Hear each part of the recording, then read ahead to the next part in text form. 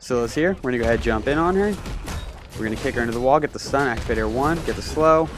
Bog rotates in. We're going to kind of avoid some of that damage right there. If we can keep Scylla out of this fight, I think we're doing our job. She uses her ultimate. We're going to cast our ultimate. We launch her into the wall. We're able to get the pick onto the Scylla. We're going to keep basic attacking. We have 2 people focused on us. We're going to activate our 1. We're able to chase down this Gilgamesh, jump, and we're able to get the pick onto him.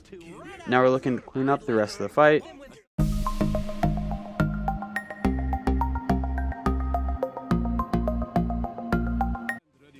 What a do, skibbity boo, it's your boy Shiny Gaming, and today we're going to be playing Gilgamesh as support. If you are new to the channel, I upload every single day. I add some commentary to a game that I've already played with the intentions of seeing what went right, what went wrong, and hopefully there's something that we can learn together. If there is something that we learn together, make sure you check out the channel and subscribe for more content. As always, the full build is in the description down below. If you are a returning viewer, Gilgamesh is really good late game as support, really bad early game as support. Between levels 1 and 5, if the enemy has high pressure, there's not too much we can do. We really only have our Dropkick for safe clear. But if we can survive the early game, then we can deal some serious damage in the mid and late game. So let's go ahead and jump into Gilgamesh's kit. Gilgamesh is 1, Sun Forged Scimitar. Gilgamesh is going to ignite his sword with the ferocity of the sun for 4 seconds. Enemies around him are going to take damage and are slowed for 2.5 seconds.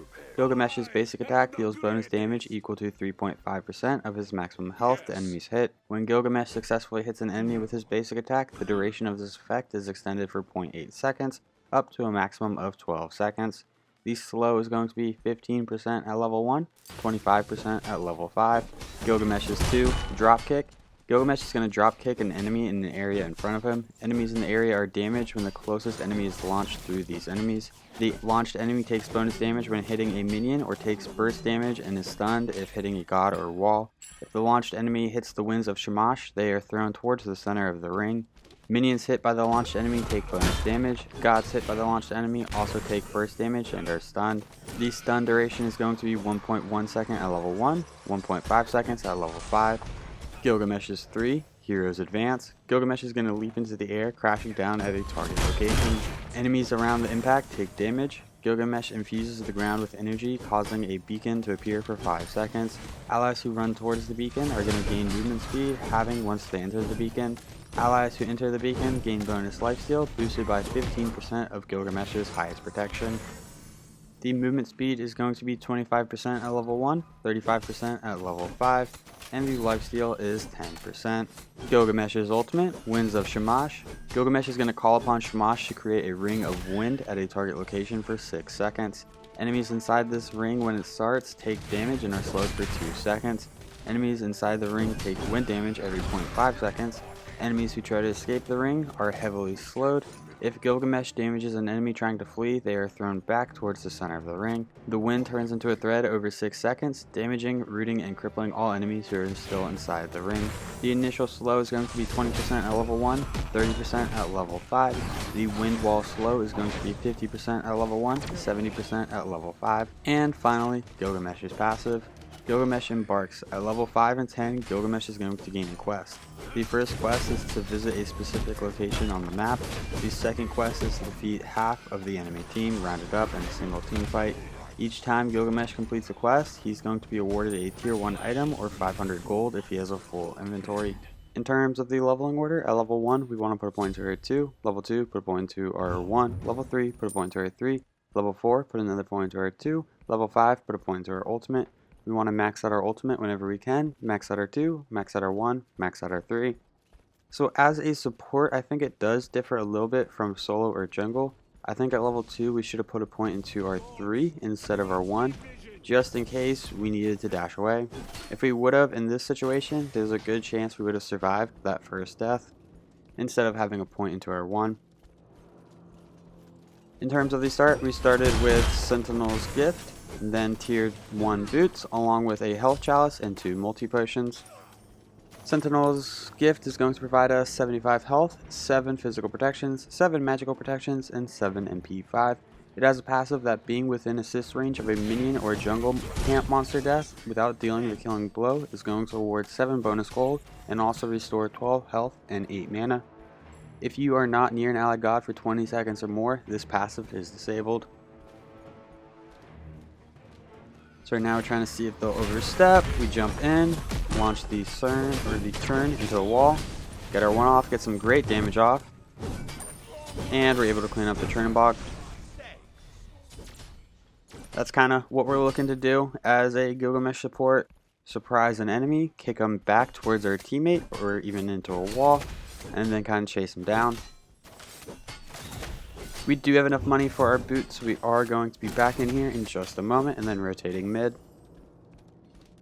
Our carry is level 5. They probably don't need us over here anymore. So we're just going to help them out and rotate out. For our boots, we're going to go into the Reinforced Greaves. Reinforced Greaves are going to provide us 10 physical power, 150 health, 20% crowd control reduction, and 18% movement speed. It has a passive that every time you are damaged by a god, you're going to gain a stack that provides 3 physical and 3 magical protections. This can stack up to 7 times and last for 6 seconds. So these boots are kind of overpowered. They provide 20% crowd control reduction along with 21 protections at full stacks. These boots are going to make us super tanky. And whenever we get stunned for a second, we're only going to be stunned for 0.8 seconds due to the 20% crowd control reduction. So right now, we are trying to hold wave for Baron.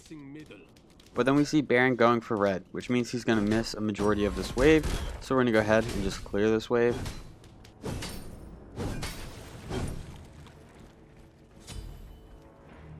We're going to see if we can get some of this XP from red buff. We cannot. And then we also picked up 2 wards before we headed to mid lane. As a support, I think it is super important for you to ward as often as possible. We're trying to see if we can get some damage onto the Scylla. We jump, we launch her to the wall, activate our 1. We get ulted by Xingqian. We're going to go ahead and pop a shell just in case Baron was taking tower shots. Ultimate is ready. Baron says his ult's ready. We have our ult ready. We get the stun onto the Xingqian. Your friends are falling like flies. They have a Gilgamesh jungle.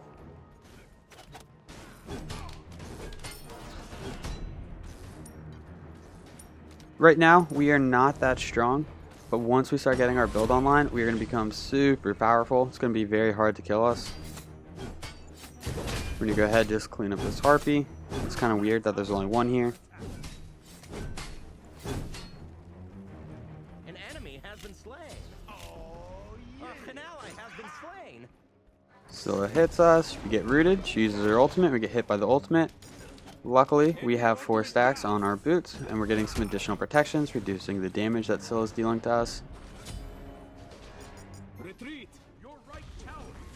Gilgamesh dashes in. Baron uses his ultimate. We're going to use our ultimate. Gilgamesh used his dash already. And Scylla's right there. We were a little scared, a little low on health and mana, so we just back up. We're going to go ahead and start working on Gauntlet of Thebes. Be careful, right. For our relic, we went with Shell. I feel like Shell is just kind of the best support item, unless you're being super aggressive and trying to blink in on people. Gilgamesh is deep in our jungle, so same with the Xingqian and Scylla. We're going to rotate in, try to help out. We missed the kick onto the Scylla. We get the slow onto her from our 1 though. That's her beads. Small win. 4 people here. We want to be careful. We just want to make sure our team can get out. We're not really looking for picks right here. There's just too many of them. We're going to jump in. We did not expect Scylla to just stand there. We thought she was going to dash away, so we didn't even bother trying to kick her. Then we realized she wasn't dashing away, and then we missed our kick. But we were able to pick up the first part of our passive. We were rewarded with a tier 1 of Bulwark of Hope. I have no idea what the tier 1 items are called. Be right back. We're going to go ahead and hit these harpies. We do ping them, so that way Baron and Fenrir can try to rotate over. Looks like they both are, so we're going to be splitting this XP. We do not plan on buying anything on the Pestilence Bulwark of Hope tree. We get some great damage onto that Scylla. That's 3 ultimates from us. We're able to get the Scylla. Jing Chen's able to dash away. We're gonna go ahead and pop a shell.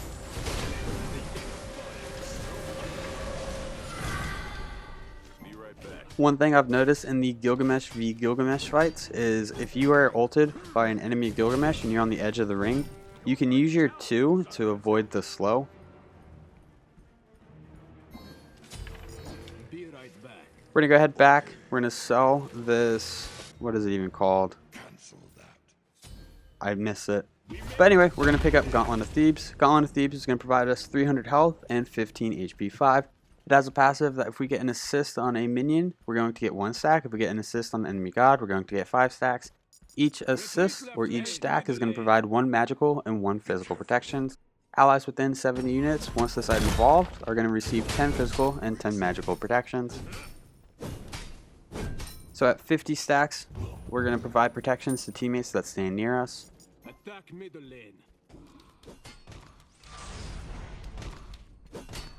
Are you hitting me? We don't want to get final hits right here. We want to get stacks on our Gauntlet of Thebes. On my way. Once we get this item fully stacked, we're going to be super tanky. We're just going to jump away. We do have our ultimate if they get super aggressive. We're going to launch Jing Chen into the tower, activate our 1, get the slow onto him. We're going to go ahead and cast our ultimate. We're able to get the pick onto the Jing Chen. Gilgamesh jumps in, we're going to jump out.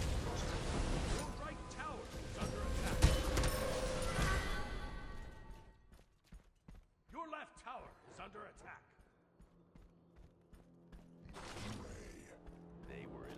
Right now, our main objective is to make sure that Baron is safe and to get our Gauntlet of Thebes stacked and online as quick as possible.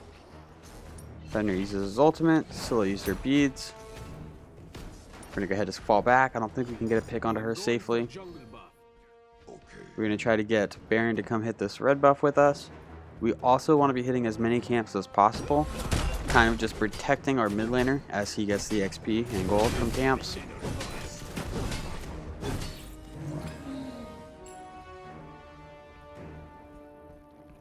We're going to make an appearance in right.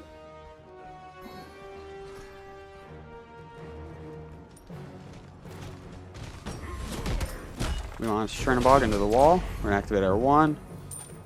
Interesting ult from our Chiron. We jump to avoid his damage.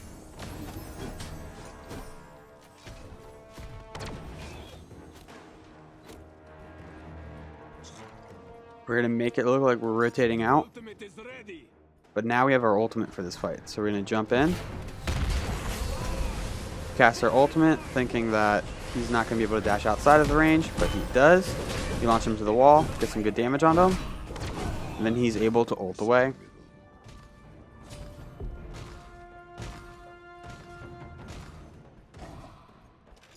Be right back. We're going to go ahead and fall back. We're kind of out of mana. We don't have any more health chalice potions. We're going to back and we're going to start working on Hide of the Urchin. So I was playing Gilgamesh support the other day and I kind of discovered this build. I had Gauntlet of Thebes already started, and the first item that I picked up from my passive was the tier 1 of Hide of the Urchin. So I thought, hey, we already got it. Let's go ahead and go into Hide of the Urchin, and oh my goodness, does it feel good on Gilgamesh with a fully stacked Gauntlet of Thebes. Enemy missing middle. The more protections that we have, the more lifesteal our teammates are going to get from standing inside of the area that our 3 creates. It's also just going to make us super tanky. Gauntlet of Thebes does provide us health, and same with Hide of the Urchin, so that is going to increase our damage on our 1, as well as providing us with some additional protections. You kidding me? Our solo laner goes down. We're going to rotate over. We might be able to cut this Odin off. An enemy has been slain. Teammates clean up Odin. Scylla's here. We're going to use our 1. She dashes. We're going to use our jump. try to use our jump. We're gonna go ahead and use our ultimate. Just make sure she can't get out. And Baron's able to clean up the Scylla.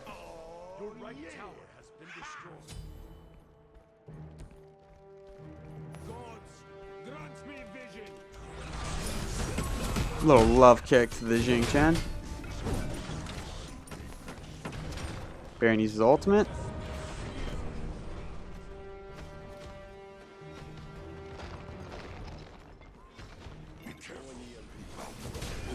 I think Hat of the Urchin is kind of an underrated item. It does a lot for you, and I feel like it's not picked up on soul laners or support.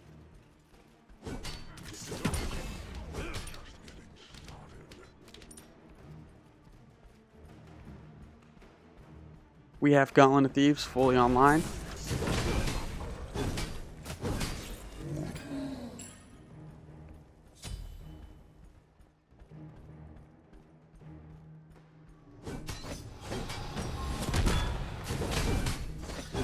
I would say once we have Hide of the Urchin online, then we're kind of really online as a character.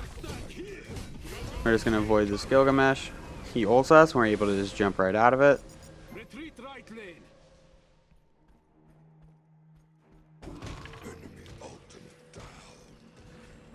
We're going to go ahead back and pick up Hide of the Urchin. Hide of the Urchin is going to provide us 30 physical protections, 30 magical protections, 250 health, along with 250 mana.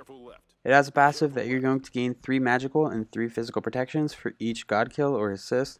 At 7 stacks, this item is going to evolve, providing a health shield that stacks every 2 seconds. The shield only stacks if you have not taken or dealt damage in the last 5 seconds. Each stack provides 10% of 100 health plus 5 per level. So at level 20, it's going to be 200 health. This is a shield of health, so I do not believe it adds to the damage of your 1. A lot of ults being used right here. We're going to go ahead and cast our ultimate. That's going to zone Scylla away from the Jing Chen. She dashes in aggressively though. We missed the kick onto her. We have her 1 activated. We're getting some good damage. She gets the root. We're going to jump in. She uses her 2. We use our 1 to get the slow. And she's able to dash away. So we're just going to start falling back. We did get an assist and a stack onto Hide of the Urchin. So when you have it fully evolved, it's going to provide 51 physical and magical protections. It still has that additional 250 health and 250 mana. And then it's going to provide a shield that's going to take some damage for us every once in a while. Fenrir's in trouble. We're trying to break the cage for him, but he's able to get away. We're going to jump. Avoid the Odin stun.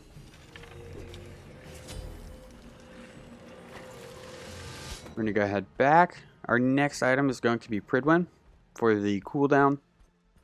We'll get to that in just a moment.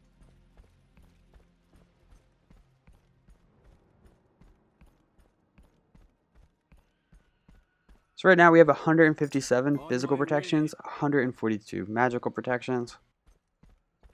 We're kind of a tanky boy.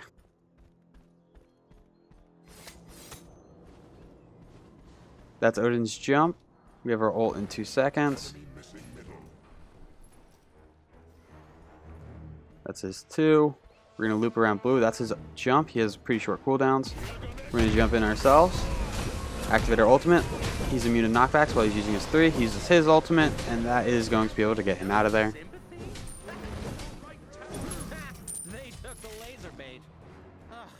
Even though we didn't get the pick, we relieved some pressure over in solo lane.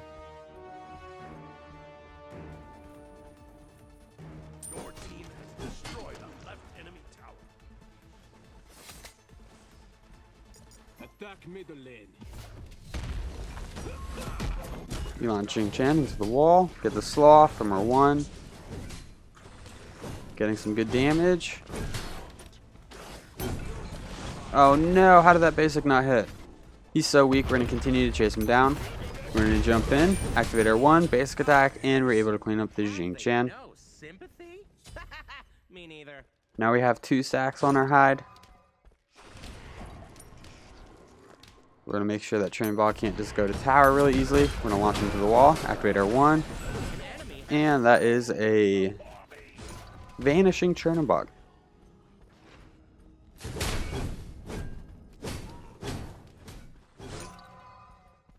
Three stacks, 4 more to go, and then we're going to be fully stacked.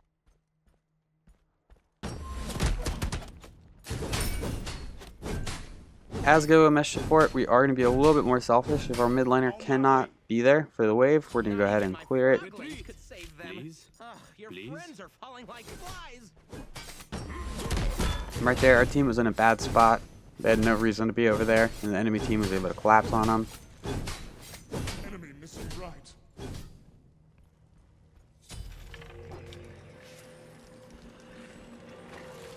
I'm going to go ahead back, pick up the tier 2. Get through this wall of muscle. We did have some wards that we failed to set up. We need to set up wards as often as possible.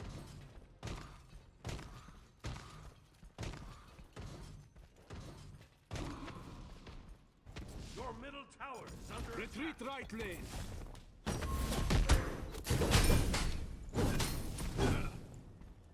On my way. We see 2 people over in right, so we're going to go ahead and rotate over there. We do have our ultimate for this fight. We're going to jump in. Oh, we missed our kick. That's super unfortunate. Gilgamesh is here. We're in a little bit of trouble. We're going to go ahead and use our ultimate. Get some basics. Keep them in the circle. Zonqui's able to get the pick onto 1. We're able to get the pick onto the second. We're going to jump. We miss our kick again. We missed a decent amount of kicks this game. And Zonqui's able to get the second. Scylla rotates in. It's a 4v1. An enemy has Baron's able to clean her up. Attack the gold fury. So that gets us fully stacked on our Hide of the Urchin. We just got either a... Well, we got 1 kill and 3 assists right there. So that gives us 7 stacks. We're going to go ahead and drop the Greatest Scorpion, which the Greatest Scorpions got nerfed, so they're a little bit weaker, and I think it's pretty noticeable. The Greatest Scorpion over here is going to enhance our red and purple buff. Since we destroyed 3 people, or assisted with 3 people in that team fight, we got the second part of our passive, and that gave us a tier 1 of kin size. So normally in this build, after going into Pridwen, we'd be going into Frostbound Hammer. We'd upgrade our starter item as soon as we could, and we would sell our boots for kin size. But since they gave us the tier 1 of kin size already, we're going to switch the order between Frostbound and kin size. That's Gilgamesh's jump. 4 people here. We get ulted, but like, we're so tanky, we're not even concerned about it. We're going to go ahead and cast our ultimate. Still uses her beads. She dashes out. We're going to continue to chase her down. Jump. Activate our 1. She used her ultimate to avoid the slow. Wiggle around a little bit. Drop kick her into the wall. Basics. Jing Chen is here. We have 2 people on us, so we're doing a good job of zoning for our team. enemy has been slain. Yeah, our team was able to clean up the back end. We were able to keep Scylla and Jing Chen off of our team. Attack the gold fury. Gold Fury is kind of wide open. It's a 2v4, so we should be able to secure this Gold Fury for free. And am I mistaken, or did that Greatest Scorpion spawn a Primal Fury? I know the order of Gold Furies can be kind of random at times, but I always thought the first Gold Fury was a regular Gold Fury. I've seen it plenty of times where it's a regular Gold Fury, then like Primal, then an Oni Fury, but I can't recall ever seeing it go straight to a Primal or Oni Fury.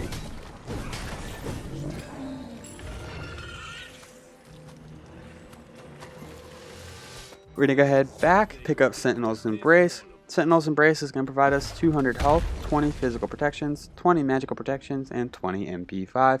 It has a passive that we're evenly going to split 80 physical and magical protections among all nearby allied gods and yourself. If you are alone, you're only going to gain 40 physical and magical protections. So think of this item as a Gauntlet of Thebes on steroids.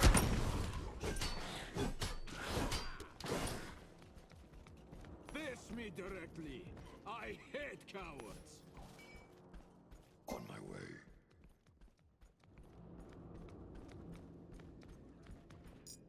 Gank left lane. Odin appears to be all by himself, so we're going to rotate over. That's his jump. We're going to blink up, activate our ultimate, hit him with a 2, hit him with some basics, and Zhongli is able to clean up the Odin. Xing Chen is now here. He's probably going to ult. We're trying to wiggle away from his ult, but we get ulted. He throws us towards Scylla. We're okay with that. We're going to launch him to the wall. We might have just kicked him out of the Zhongli ability. We are doing some tanking on this tower. Whenever you're tanking tower, each shot gets stronger, so you do want to step out and reset it.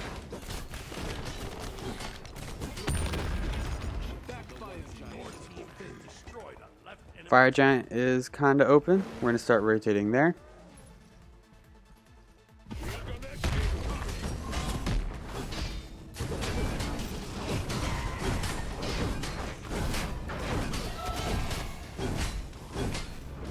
We have our 1 active. There's not much more we can do to increase our damage output besides that.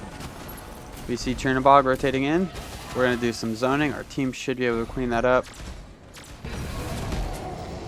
Drop kick him. He's just short of the wall. Retreat. We're going to start falling back. The enemy team is crashing on us. Be right back.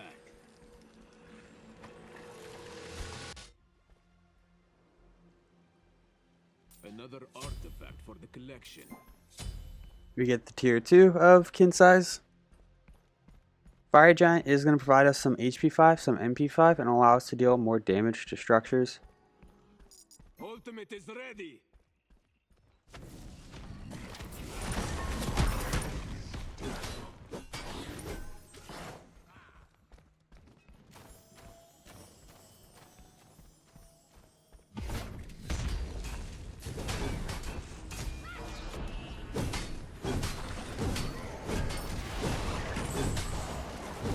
That is an Odin ultimate down.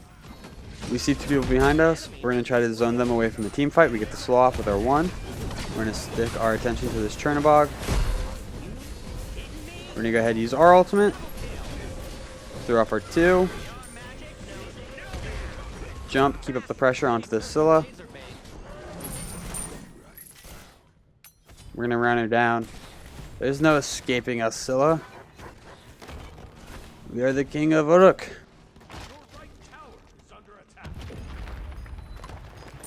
She thinks.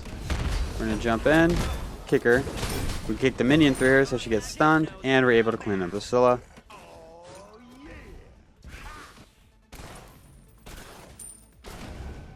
This might be a free Phoenix. Yeah, this is probably a free Phoenix.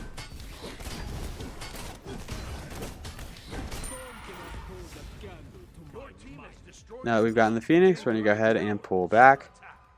Yeah, Xing Qian was all the way in right, and Fenrir was applying pressure, so he couldn't back.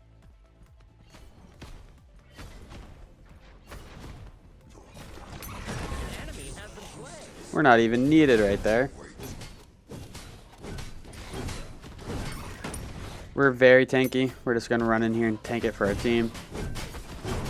Activating our 1 does not deal bonus damage to the towers or structures. Each time you destroy a tower, you're going to get gold as a team. Zhongli is kind of all by himself. The Gold Fury is about to respawn.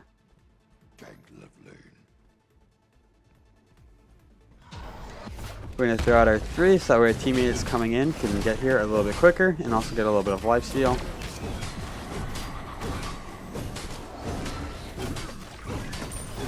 We're able to secure the Yoni Fury. That's going to spawn an enhanced minion wave in each lane. We don't have any more potions in our health chalice. We're going to go head back and pick up Kin Size. Kin Size is going to provide us 40 physical power and 20% attack speed.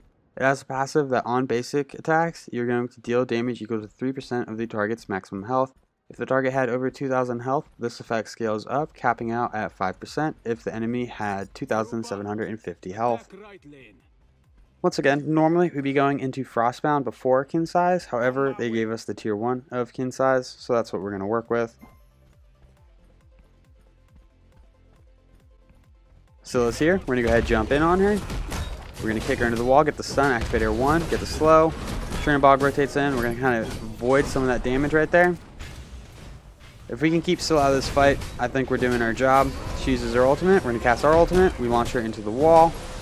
We're able to get the pick onto the Scylla. We're going to keep basic attacking. We have 2 people focused on us. We're going to activate our 1. We're able to chase down this Gilgamesh, jump, and we're able to get the pick onto him. Now we're looking to clean up the rest of the fight. Xing Chen's over here.